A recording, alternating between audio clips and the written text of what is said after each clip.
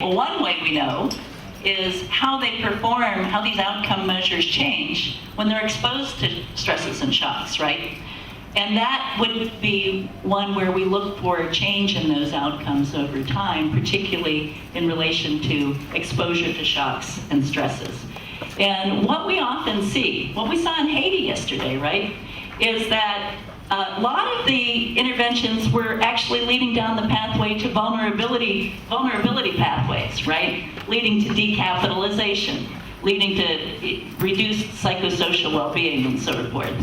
And what we're looking for is for those deliberate interventions to be leading people towards the resilience pathways, towards better psychosocial status, towards at least comparable psychosocial status, right? And towards recapitalization in areas where they, in fact, were vulnerable to start with.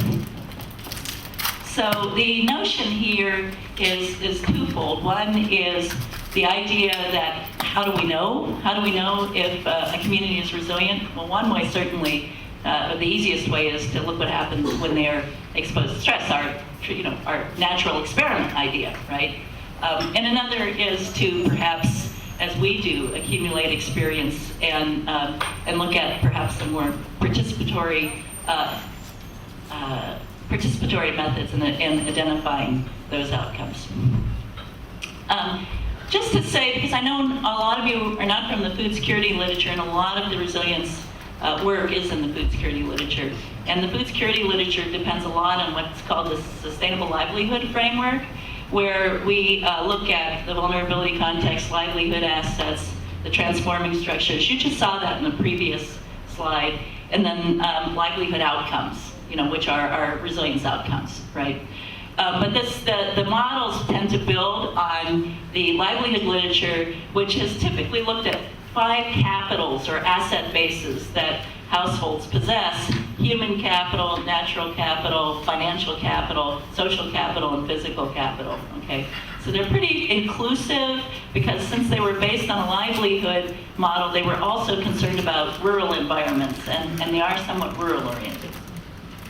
But you'll see as you look at the various resilience literature, you're gonna see this basic approach to organizing, thinking about it, recurring in the resilience literature as well.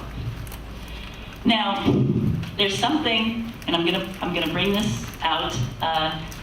How many of you have looked at and been exposed to complex systems thinking and the notion of complex adaptive systems?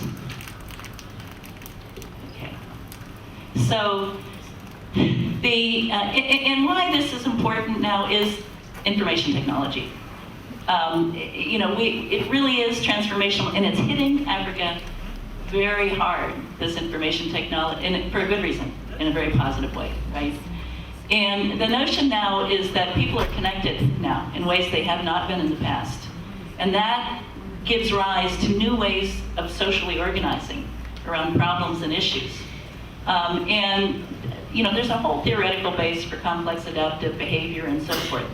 But in a sense, resilience is really complex adaptive systems. And it is enabling communities, as we said yesterday, households, communities, and communities writ large, not just geographic communities. We talk about communities, it's like geographic areas, but really what we're talking now about is identity communities and communities that groups were not in place. They were really nominal. So what happened? What happened is people all around the world said, I can do something. I can